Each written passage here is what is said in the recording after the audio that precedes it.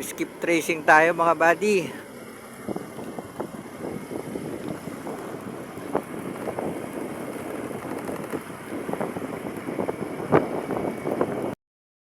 So move out si client sa given address niya. So try natin skip trace sa work address.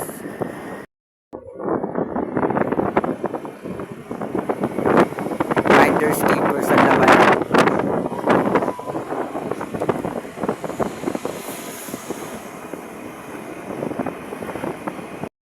So update tayo mga bud. So negative na yung work address ni client kasi gawa ng matagal na rin pala sarado.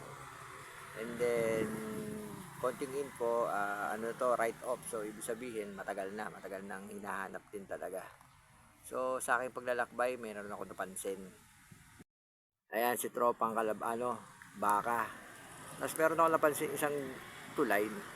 Tingin ko ito yung magduduktong mula GMA to Dasma. Ngayon, comment nyo dyan sa baba kung sino o kaninong project to.